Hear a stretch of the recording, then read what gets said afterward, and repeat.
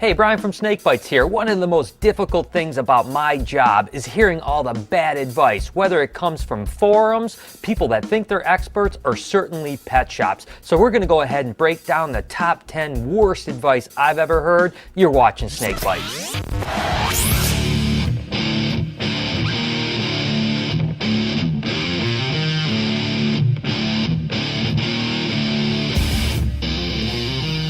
Well, certainly, as long as I've been doing snakes, I've been hearing about bad advice. Even when I first started, I got a lot of bad advice from a tremendous amount of people. So I wanted to put together the top 10 things that really bother me, the number 10 one being that you should feed your snake whenever it's hungry.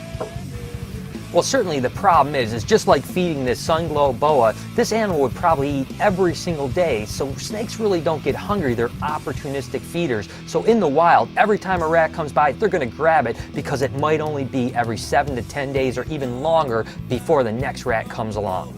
Number 9 is, if you don't feed a king snake properly, they'll eat themselves. Now, I don't believe that this is 100% true, but I will say in the 20 years I've been keeping king snakes, I've actually had it happen a couple times where they've started to eat themselves.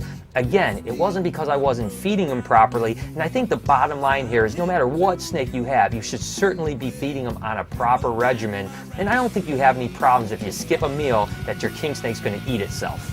Number 8 would be when feeding a snake frozen thawed, you got to make sure that there's no bedding on it or it's going to get impacted and die.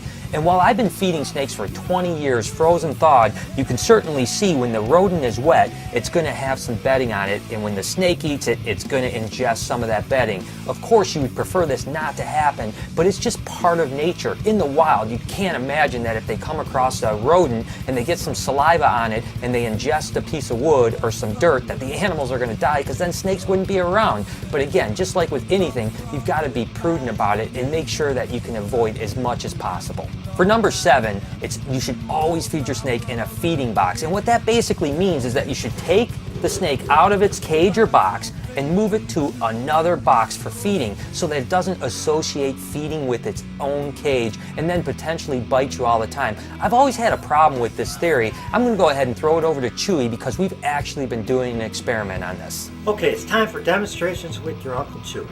Now first, I have this boa I've been feeding in a feeding tub, and this boa I haven't been feeding in a feeding tub.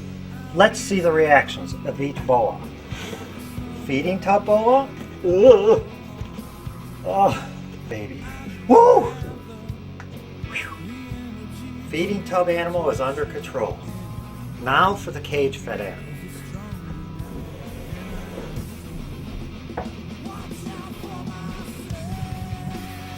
Actually,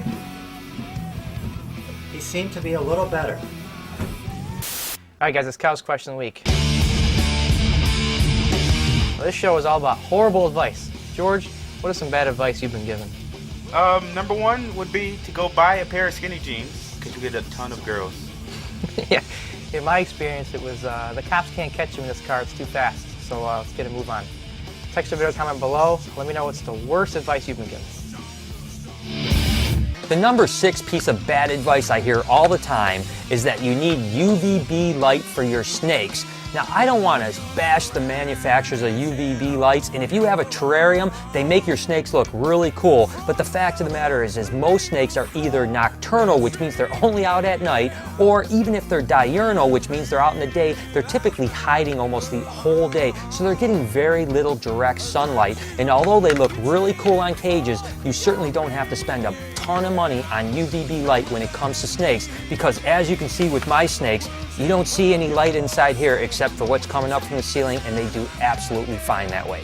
Number 5 is snakes won't outgrow their cage. So that's basically saying you could have a monster snake and just keep it in a small terrarium and it's not going to get that big. The fact is the snakes will continue to grow no matter what. You can see with this black pastel pinstripe, she's about at that size where she needs to go up to the next level of caging. It's not like if I keep her in here, she's going to stay this size. So that's horrible advice.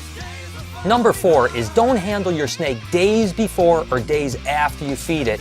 Now this one's a little bit touchy because there is a little bit of truth to it. If I were to handle this ball python right now and play with it a whole bunch for a half hour, an hour, and then set it back in and throw a rat in there, it's probably not going to eat. I always say give it at least a few hours before you feed it because the animal does get a little stressed and jumbled out. As far as after feeding, definitely about 6 to 12 hours is minimum. And I always say, hey, just give it the rest of the day off and leave it in its cage. But you should be fine handling it the following day. The number 3 bit of bad advice is if you have a frozen mouse, the best way to thaw it out is in the microwave.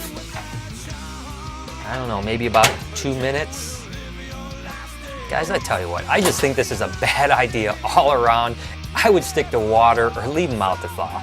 Number 2 is that your snake needs a hot rock. And although snakes do need belly heat, and here we use heat panels on all our racks that have FlexWalk heat tape on the thermostat, the fact is that heat rocks have been burning the bellies of snakes for 20 years. And the reason for that is when they fail on or as hot as they can get, and it actually gets so hot that the snake's bellies get burned. The good news is that there's a few companies, including ZooMed, that are starting to make hot rocks that fail off or get cold instead of hot, and it saves your snake's belly. And the number 1 bit of bad advice that drives me crazy is that snakes only need to eat once a month. Couldn't be further from the truth. A healthy snake will eat every 5 to 7 days.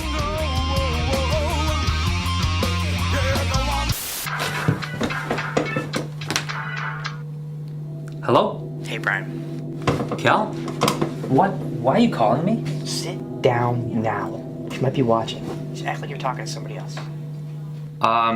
Hi. No, we don't sell venomous snakes. Good. We have to kill Dorothy. I don't think that's a good idea. Just meet me in your truck in an hour. Okay, no problem. Thank you for calling.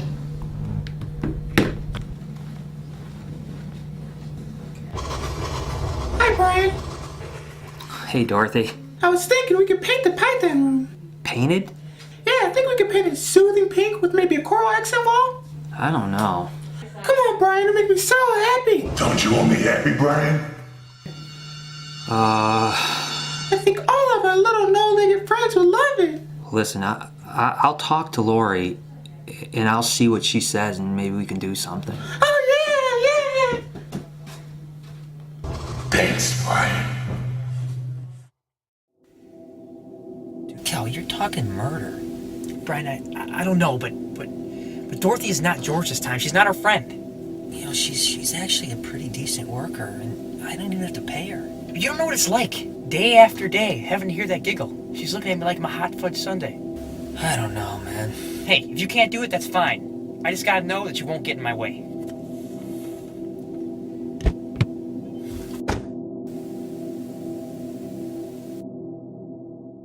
Brian said to start in this corner of the room and then just work your way around, all right? Okay. Oh. Don't look at my skirt, you naughty boy. I'm gonna get back to work. Just let me know if you need anything, all right? Okay.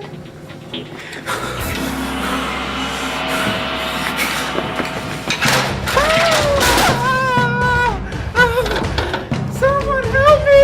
Help me! Help me! Help! Please!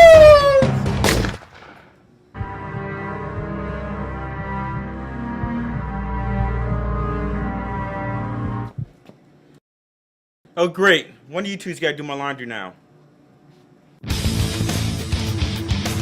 For this week's Comment of the Week on the How Do I Feed My Snake episode, the question was, what do you think about fad diets? And Chully99 said, Right on, Cal. All of those diets are complete crap. The best exercise for dropping weight is pushing yourself away from the table at mealtime. Stay clear of all the chocolate-covered bacon bonbons and buffets. I tell you what, that's great advice, but I don't know that I've ever heard of anyone actually eating bacon bonbons. Until next time, you guys keep sending me creative comments. I'm going to feature you on a future episode. So there it is. I hope you guys enjoyed the show. And you know the best way to combat bad advice is do your own research and ask a lot of people's opinions.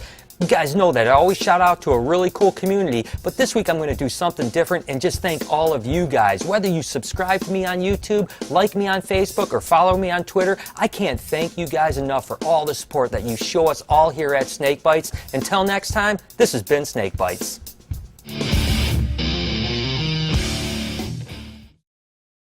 Paul, put the I'm too sexy for my shirts. I'm too sexy for my clothes. Too sexy, yeah. That's the outtake.